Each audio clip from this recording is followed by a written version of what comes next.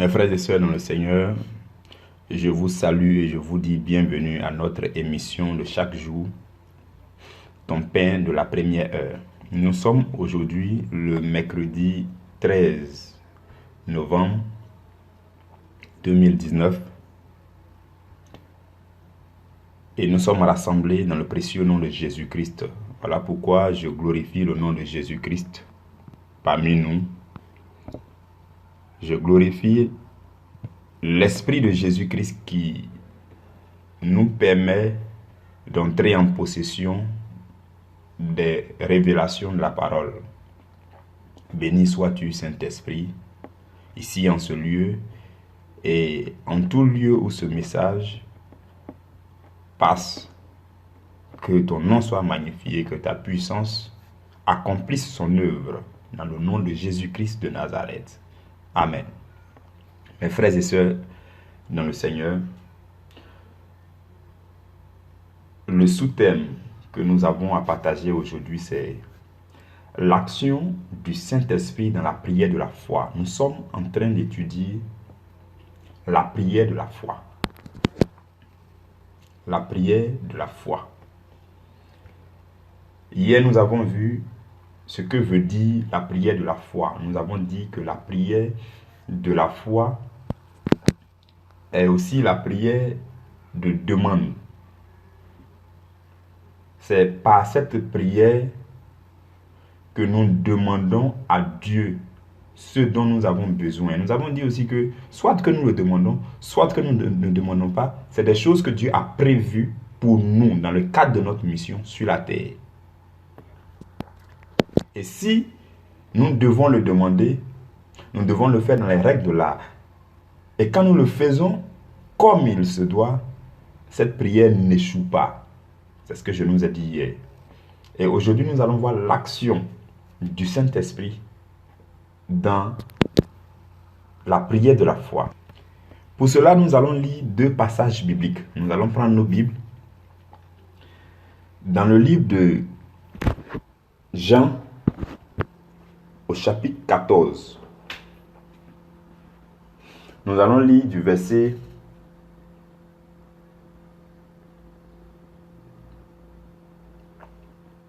22 au verset 26, Jean chapitre 14. Ensuite, nous allons lire Romains chapitre 8, verset 24 au verset 26.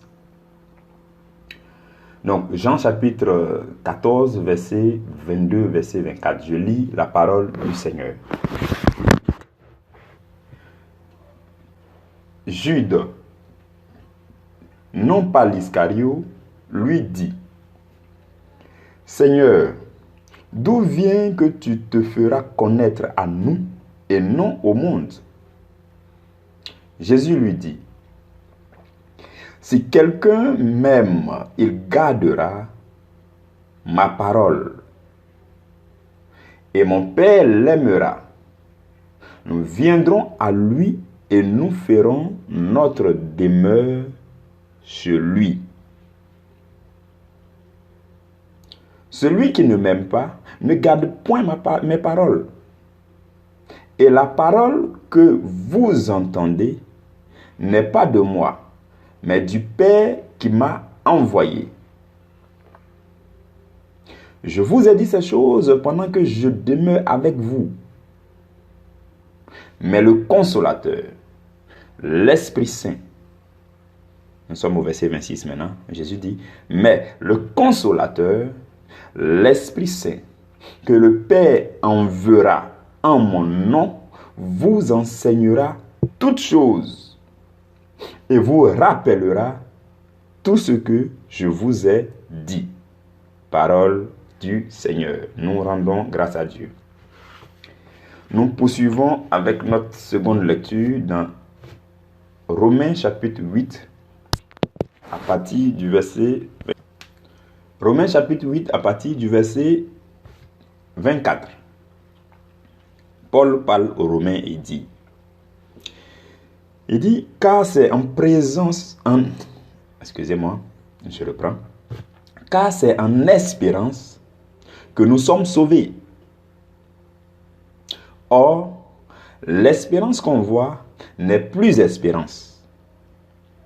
ce qu'on voit, peut-on l'espérer encore? Verset 25. Mais si nous espérons ce que nous ne voyons pas, nous l'attendons avec persévérance. De même aussi, l'Esprit nous aide dans nos faiblesses, car nous ne savons pas ce qu'il convient de demander dans nos prières. Mais l'Esprit lui-même intercède par des soupirs inexprimables. Parole du Seigneur. Nous rendons grâce à Dieu. Mes frères et sœurs dans le Seigneur, voici les deux textes bibliques qui seront nos textes d'appui aujourd'hui pour notre méditation sur le sous-thème « L'action du Saint-Esprit dans la prière de la foi ». Frères et sœurs dans le Seigneur, la Bible nous a dit dans Hébreux chapitre 11, verset 1, que la foi est une ferme assurance de ce qu'on espère et une démonstration de ce qu'on ne voit pas. Je veux que vous me suivez bien. Je vais me laisser conduire par le Saint-Esprit pour qu'il choisisse les mots français qui conviennent à notre compréhension. Donc la Bible dit, dans Hébreux chapitre 11, verset 1, la foi est une ferme assurance de ce que l'on espère et une démonstration de ce qu'on ne voit pas. Ok. Nous espérons quelque chose que nous voulons obtenir. Parmi tout ce que nous espérons, il y a l'ensemble des provisions que Dieu a prévues pour que nous puissions accomplir notre mission. Si Dieu a prévu que tu partes évangéliser de village en village, il a certainement prévu des véhicules. Donc, à un moment donné, tu dois pouvoir découvrir que tu en as besoin et que c'est le moment. Si Dieu a prévu que la chrétienne, le chrétien que tu es, doit se marier pour que le ministère que Dieu lui a confié se passe bien, à un moment donné, Dieu enverra l'âme sœur. Tu sauras que tu en as besoin et quand tu te mettras à genoux dans une prière de demande que tu vas l'exprimer à Dieu, l'âme sœur viendra. Frères et sœurs, le Saint-Esprit est là pour nous aider. La Bible dit que nous ne savons quoi demander. Dans le passage de Romains que nous avons lu, la Bible dit que nous ne savons pas quoi demander. Dans nos faiblesses, l'Esprit nous aide parce que dans nos prières, nous ne savons pas quoi demander. Donc l'Esprit vient nous aider. Il vient nous assister. Mais avant ça, regardez bien que la Bible dit que l'espérance qu'on voit n'est plus espérance. Bon, je vais faire le lien avec ce verset-là de Romains 8, 24 avec Hébreux 11, 1. Donc, Romains 8, 24 dit l'espérance qu'on voit n'est plus espérance. Et dans Hébreux 11, la Bible dit que la foi se base sur l'espérance. La foi est une ferme assurance de ce qu'on espère. Donc, la ferme assurance de votre espérance. Quand vous parvenez à avoir la conviction de ce que vous espérez, vous ne pouvez plus l'espérer parce que ce que l'on espère n'est plus espérance. Et Paul dit, ce qu'on espère, ce que on voit, peut-on l'espérer encore? Parce que vous avez vu les contours de ce que vous espérez. Vous avez vu avec les yeux de votre cœur que ce que vous espériez là est à vous. Frères et sœurs, je vais aller terre à terre. Vous espérez obtenir quelque chose, une maison, je dis n'importe quoi. Vous espérez obtenir quelque chose. Et vous commencez à rechercher le maximum d'informations sur la chose et comment l'obtenir. Vous cherchez, peut-être à travers la Bible, peut-être à travers quelque chose d'autre, mais en tout cas, vous cherchez à avoir la claire vision, le maximum de connaissances à propos de ce que vous espérez avoir. Et un moment vient où vous avez la pleine conviction que ce que vous espérez là, vous allez forcément l'obtenir et que tout est en place. Toutes les conditions sont remplies pour que vous puissiez l'obtenir. Et là, vous avez ce que Hébreux 11:1 appelle la ferme assurance de ce que vous espérez.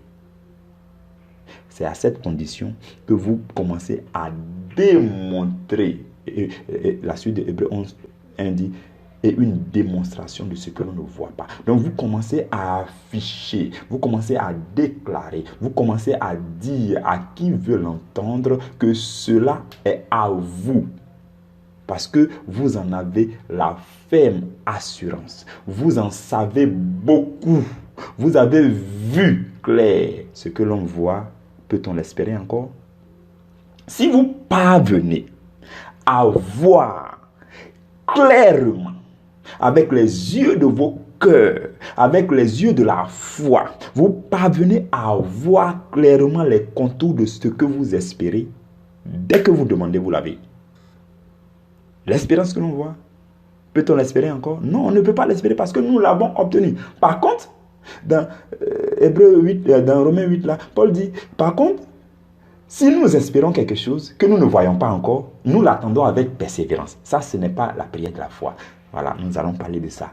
Nous continuons à attendre. Si tu as demandé un véhicule au Seigneur, tu continues à attendre avec persévérance. Si tant que tu ne vois pas clair, tu ne vois pas encore avec les yeux de la foi, tu n'as pas encore la conviction ferme, l'assurance intérieure que tout est rassemblé, tu vois qu'il n'y a pas moyen, le véhicule sera là à coup sûr. Dès que tu le vois, alors c'est fini, tu peux commencer à démontrer, tu peux commencer à déclarer, tu sais, et quand tu le demandes, tu le déclares, tu le demandes devant le Seigneur, tu l'as obtenu. Par contre, si tu n'as pas encore vu, tu continues à persévérer dans ton espérance. Persévérer veut dire quoi? Demeurer dans le Seigneur. Continuer à chercher tout ce que tu dois savoir à propos de la chose que tu espères. Continuer à voir clair. Frères et sœurs, ce qu'on ne voit pas, on ne peut pas toucher. Même dans le naturel. Dans le naturel, si on met devant vous un verre et ensuite on met une séparation, un voile, tant que vous ne voyez pas le verre, vous ne pouvez pas le toucher. Ce qu'on ne voit pas, on ne peut pas toucher. Ce qu'on ne voit pas aussi, on ne peut pas avoir une conviction ferme de l'existence de la chose. C'est comme on vous dit, la porte de votre chambre là est rouge. Mais tant que vous n'aviez jamais vu, vous ne pouvez pas en être sûr pour aller dire à quelqu'un, oui, je suis sûr, convaincu que la porte de la chambre là est rouge. Parce que vous n'avez pas vu. Par contre, si vous avez vu, vous êtes sûr. Et vous, comme vous l'avez vu, vous pouvez même aller toucher. Vous pouvez aller arracher la porte même pour partir avec. Parce que vous avez vu. Donc le fait de voir est très important, frères et sœurs. Ce que l'on ne voit pas avec les yeux du cœur, on ne peut jamais l'obtenir par la foi. C'est ce que je voudrais vous dire. Ce que vous n'avez pas vu avec les yeux du cœur, voir avec les yeux du cœur veut dire avoir la ferme assurance de ce que l'on a espéré, avoir la conviction intérieure de ce que l'on a espéré, avoir le maximum d'informations sur la chose. Cela veut dire encore connaître le maximum de versets bibliques qui vous garantissent que la chose est à vous.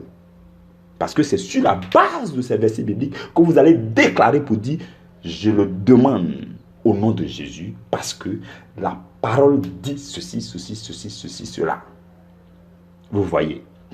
Donc, C'est en creusant dans la parole, en méditant de jour en jour, que nous voyons clairement.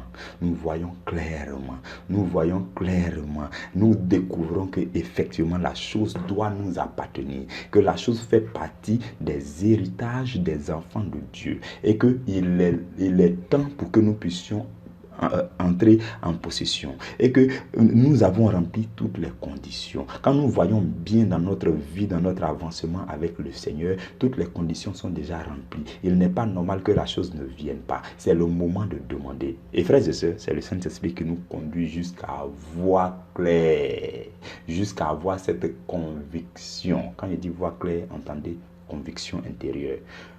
Assurance, la ferme assurance.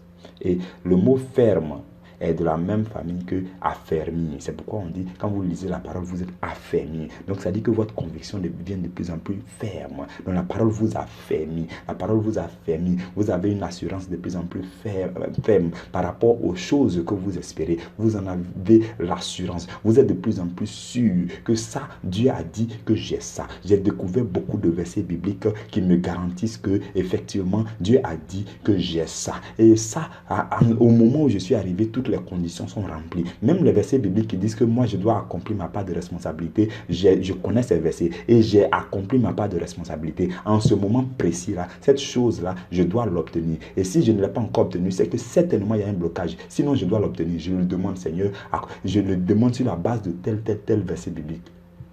C'est ça. C'est ça la prière de la foi. Et c'est l'Esprit qui nous aide à avoir la claire vision. Souvent au messe on dit que le Seigneur nous aide à avoir la claire vision de ce qu'on espère. Je ne maîtrise plus trop cette prière-là, mais ça me plaît quand les prêtres prononcent ça. Donc, c'est l'Esprit qui nous aide à avoir la claire vision de ce qu'on a espéré. Parce que tant que vous ne voyez pas clair, vous ne pouvez pas saisir. Jésus a tout obtenu pour nous sur le bois de la croix. Mais pour entrer en possession de notre héritage, de quelque chose que ce soit qui est dans le package de la promesse de Dieu, pour pouvoir saisir, il faut voir. Il faut voir, il faut être sûr que c'est pour toi. Ce que tu n'es pas sûr que c'est pour toi, Dieu ne peut pas te donner. Il faut être sûr. C'est le rôle de la prière de demande. Dieu peut se lever pour te donner, il n'y a pas de souci. Ça, c'est des surprises agréables que le Père Céleste fait souvent à ses enfants bien-aimés. Il n'y a pas de souci. Vous voyez.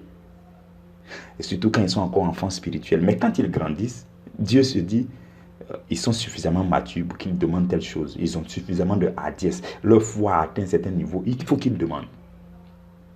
Ils savent où prendre. Ils savent comment prendre.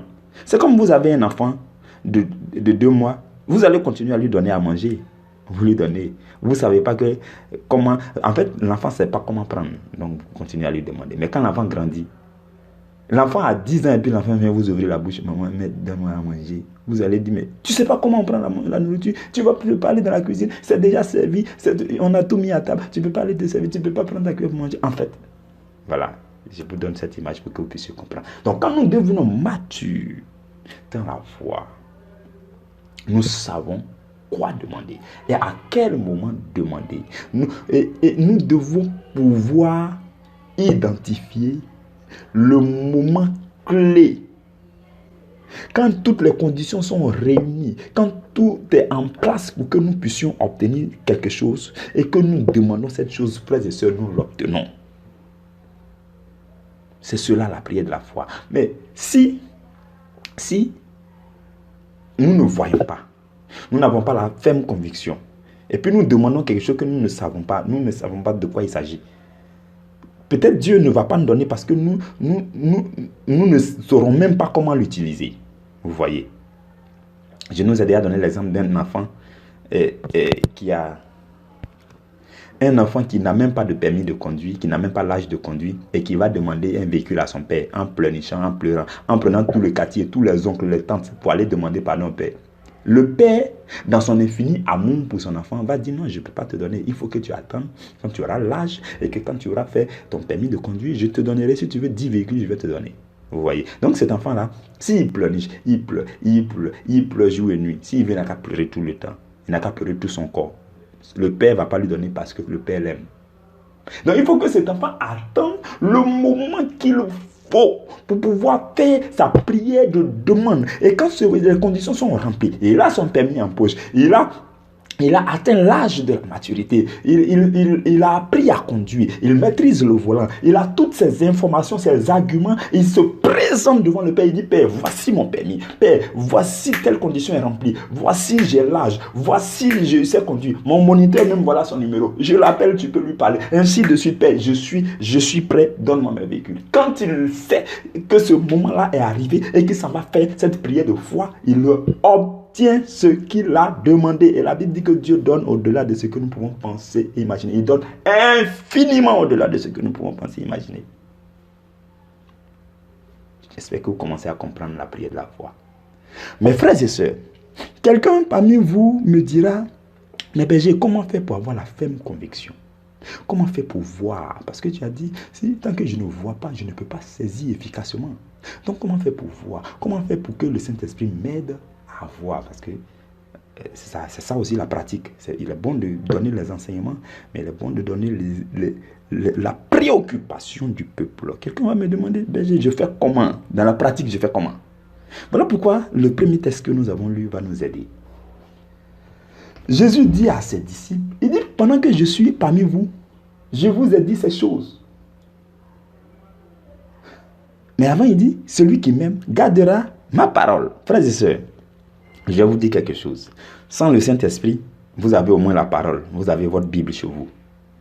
Aujourd'hui, on est en train de parler que le Saint-Esprit va venir vous aider, le Saint-Esprit va vous conduire, le Saint-Esprit va faire ceci, le Saint-Esprit va vous ainsi de suite. Mais le Saint-Esprit, là, s'il n'est pas encore venu, vous avez au moins la parole de Dieu. Vous avez la parole de Dieu. Donc Jésus dit, si quelqu'un m'aime, il gardera ma parole. Il n'a pas encore parlé du Saint-Esprit. Suivez bien cet ensemble de versets. À partir du verset 23, Jésus dit, si quelqu'un m'aime, il gardera ma parole. Et mon Père l'aimera. Il ne parle même pas encore du Saint-Esprit. Il dit, mon Père l'aimera. Nous viendrons à lui et nous ferons notre demeure chez lui. Donc, si tu aimes Jésus, on ne parle même pas du Saint-Esprit, frères et sœurs, on met le Saint-Esprit de côté. Si tu aimes Jésus, tu dois aimer sa parole. Sa parole, c'est la Bible. La Bible est couchée dans plusieurs maisons. Et dans la plupart des maisons, il y a la poussière dessus. C'est ça que tu dois aimer d'abord avant de parler du Saint-Esprit. Aujourd'hui, nous disons que le Saint-Esprit va venir t'aider. Il va t'indiquer à quel moment tu dois faire ta prière de demande. Et quand tu vas faire cette prière de demande, tu vas l'obtenir à coup sûr. Mais comment le Saint-Esprit va venir? C'est quand tu vas commencer à aimer la parole. Quand Jésus dit, si quelqu'un m'aime, il gardera ma parole, et mon Père et moi, nous viendrons à lui. Il parle du Saint-Esprit maintenant. C'est-à-dire que Jésus est le Père, Jésus plus le Père, il sait que le Saint-Esprit n'est pas loin. Il dit, moi et mon Père, nous viendrons à lui. Là où Jésus est, et que le Père est en même temps, le Saint-Esprit ne peut pas être absent. Oh, frères et sœurs, je ne sais pas si vous saisissez cette révélation.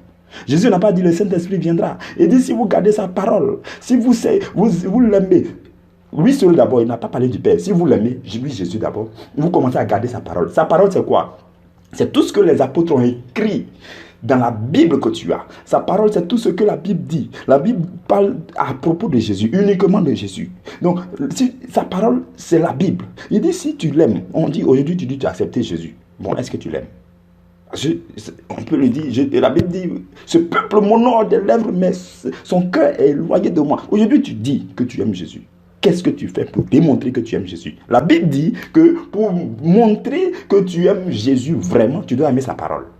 Et j'ai déjà prêché sur la Bible, pour ceux qui étaient là, j'ai prêché sur la Bible en tant que livre. Et je nous ai donné tous les moyens de pouvoir écouter la Bible. Que tu saches lire, que tu ne saches pas lire, ce jour-là, j'ai donné tous les détails qu'il te faut pour que tu demeures en communion avec la parole de Dieu. Et même j'ai pris des cas pratiques de votre journée, quand vous sortez, que vous soyez dans le bac, que vous soyez, vous pouvez tout, il n'y a aucune excuse de dire je ne peux pas lire ma Bible.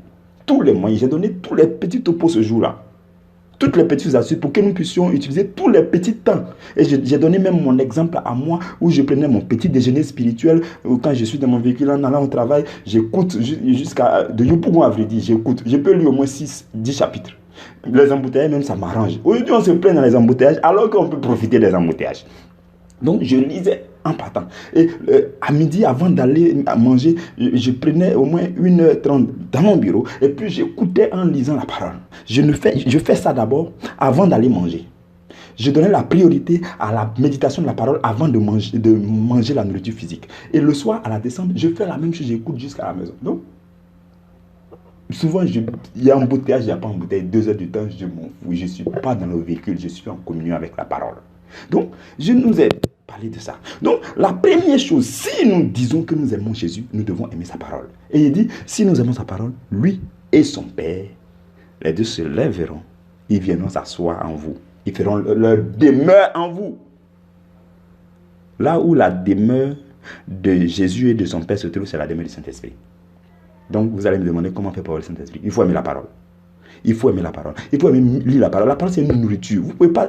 Donc, en fait, un moment venu dans ma vie, j'ai dit, mais je ne peux pas comprendre que j'aime tant la nourriture physique, alors que la nourriture spirituelle, qui est la nourriture la meilleure, je ne la mange pas. Donc, frères et sœurs, de la même façon que vous faites votre programme pour prendre votre café, oh, le café adoré, que vous prenez chaque matin. De la même façon, vous devez prendre un chapitre, une méditation de chapitre, un petit déjeuner spirituel adoré. Et de la même façon qu'à midi, dès qu'il est midi, tous les gens se lèvent pour aller manger dans les restaurants chics. De cette même façon, vous devez aimer. Tant que vous n'avez pas saisi l'importance de la parole de Dieu en tant que nourriture, et une nourriture plus agréable que toute autre nourriture, vous ne pouvez pas exprimer que vous aimez vraiment Jésus. Jésus dit, si vous m'aimez, ma parole. Même si toute chose te tourmente, parole de Jésus. C'est quand tu lis la parole de Jésus que tu lis, que le Saint-Esprit te rejoint pour venir faire sa demeure en toi. Et quand il vient faire ta demeure en toi, il t'accompagne encore. Le Saint-Esprit, quand nous acceptons Jésus, il y a une mesure du Saint-Esprit qui vient au tout début. On appelle ça les arts de l'Esprit, ou encore les gages de notre héritage. Donc, il vient c'est une petite mesure qui va nous aider maintenant à aimer Dieu un peu, à lire la parole. Mais ça ne peut pas se manifester en tant que tel. Mais plus vous lisez la parole de Dieu, là, la puissance grandit en vous. Il y a beaucoup par la lecture de la parole au fur et à mesure. Un jour, il lit la parole et puis il est rempli du Saint-Esprit, il commence à pleurer, ainsi de suite. Là, le Saint-Esprit, Jésus et son Père ont pris leur bagage pour venir faire leur demeure en toi. C'est cela, frères et sœurs. Et par la suite, Jésus dit, celui qui m'aime, celui qui ne m'aime pas, ne garde point mes paroles. Aujourd'hui, on cherche à faire l'œuvre de Dieu hors de la parole de Dieu. Ce n'est pas possible. Moi, je renvoie toujours des gens à la parole. Ça, peut-être, on ne va pas m'aimer pour ça. Quoi qu'on dise, on ne peut jamais mettre la parole à côté. Et quand tu renvoies certaines personnes à la parole, je ne peux pas nous donner une solution tout de suite, toujours la parole. C'est dans la parole que la solution se trouve. C'est dans la parole. Et Jésus, quand il était avec ses disciples, il a donné ses paroles à ses disciples. Et cette parole-là a été écrite, qui est dans la Bible. Vous voyez.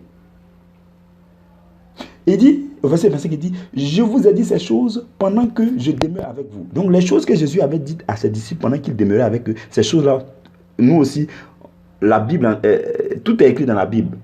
Et donc, sans le Saint-Esprit, toutes ces choses-là sont dans la Bible. Il dit, je vous ai dit ces choses pendant que je demeure avec vous. Et après, il dit, mais le consolateur. Donc, ce que Jésus a dit, lui-même, Jésus, sans parler du Saint-Esprit, tout ça c'est écrit dans la Bible. Et ensuite, maintenant, si tu aimes Jésus, que tu lis cette Bible, tu lis, ainsi de suite, il dit, le consolateur, que le Père enverra, l'Esprit Saint que le Père enverra, vous enseignera toutes choses. C'est-à-dire que la Bible que tu as commencé à lire là, il ne faut même pas t'inquiéter. C'est l'Esprit qui va t'enseigner les profondeurs. Dans un autre verset, Jésus dit, l'Esprit vous conduira dans toute la vérité. Ça veut dire que tu commences à lire la Bible. Tu fournis le minimum d'efforts, ton effort personnel pour lire la Bible, L'Esprit voit ton effort, il vient et puis commence à t'enseigner. Il commence à te dévoiler des versets bibliques. Il commence à te donner les révélations profondes qui sont cachées derrière les versets bibliques. Parce que tu as utilisé ta propre intelligence pour faire l'effort de comprendre. Et tu fais cet effort. Dieu voit ton effort. Dieu envoie la relève. C'est-à-dire le Saint-Esprit pour t'aider à mieux comprendre. C'est cela, frères et sœurs. Donc votre effort est la première chose. L'effort de lire la Bible. Lire la Bible, c'est pas facile. Satan nous empêche par tous les moyens de lire notre Bible. Quand vous ouvrez la Bible, Satan, il n'est pas content. Quand vous fermez la Bible, pendant que si vous ouvrez la Bible, mes frères et sœurs, et que vous commencez à lire, et dès que vous lisez 2 versets, vous avez sommeil. Ça arrive à beaucoup de personnes. Donc, quand vous avez sommeil, et que vous refermez la Bible, il y a un démon qui commence à rire. Il dit, ha ha ha ha ha, oh, oh, oh, elle n'a pas pu continuer. Oh, oh, oh, oh. Ah, je vous dis, c'est la vérité. Il y a beaucoup d'actions quand vous posez, il y a un démon qui rit à côté. Et il y a beaucoup d'actions aussi quand vous poserez, il y a un ange qui sera fortifié à côté. Il va dire, ouais, effectivement, ça c'est l'enfant de Dieu. Oui. Notamment quand vous lisez la Bible, régulièrement. C'est cela, frères et sœurs. C'est cela. Et l'Esprit vient, la Bible dit pour nous rappeler toutes choses. Ce que tu n'as pas appris, on ne peut pas te rappeler. Ah oui, oui, oui. Ce que tu n'as pas lu, on ne peut pas te rappeler. Tu vas faire 10 heures de prière, il n'y a aucun verset biblique dedans. Parce que tu n'as lu aucun verset biblique. Donc, pendant ta prière, l'Esprit ne peut pas venir te rappeler quelque chose. Quand on dit on prie sous inspiration et qu'on se base sur la parole de Dieu, cette parole de Dieu, les versets-là, nous remontent par le fait de l'Esprit. Et parce que nous avons déjà lu ces versets, et l'Esprit vient nous rappeler toutes choses. Vous comprenez, frères et sœurs? Et dans nos prières de demande, l'Esprit vient nous rappeler les versets qu'il nous faut. Je termine par là, à propos de ce que j'avais dit au début. Donc, l'Esprit vient nous dire c'est le moment de demander telle chose. Parce que tel verset que tu avais lu a dit ceci. Tel verset que tu avais lu a dit ceci. Tel verset que tu avais lu a dit ceci. Voici, dans toi-même ta vie, tu as fait ceci qui a été agréable à Dieu. Tu as accompli ta part de responsabilité. Toutes les conditions sont remplies. Oh, dis ceci au Père. L'Esprit te rappelle tous ces versets. Et il te dit, fais cette prière de demande. Demande telle chose. Quand tu demandes, tu l'as. Demande. C'est le moment de demander la voiture. C'est le moment. Mais frères et sœurs, quand ce n'est pas le moment, tu vas demander, tu ne vas pas l'obtenir. C'est pourquoi je nous ai dit hier qu'une prière de demande qui se fait dans les règles de l'art n'échoue jamais. Parce que c'est l'Esprit qui t'aide et qui te dit c'est le moment, demande. C'est le moment, il faut demander. Les conditions sont remplies. Tu as fait ta part de responsabilité. La parole de Dieu a dit ceci. Dieu est prêt à l'instant pour attester sa parole, pour respecter sa parole. Dieu est prêt à prendre sa responsabilité. Demande. Quand tu fais, tu l'as obtenu. Donc, frères et sœurs, voici l'action du Saint-Esprit, le rôle du Saint-Esprit. Voici comment le Saint-Esprit nous aide. Mais le Saint-Esprit ne se lève pas pour venir chez quelqu'un qui ne lit jamais la Bible. Je veux que vous le sachiez. Si vous ne lisez jamais la Bible, le Saint-Esprit ne viendra jamais vous aider. Je termine par là. Que la grâce de Dieu demeure sur vous. On se retrouve demain à la première heure pour parler de notre sous-thème.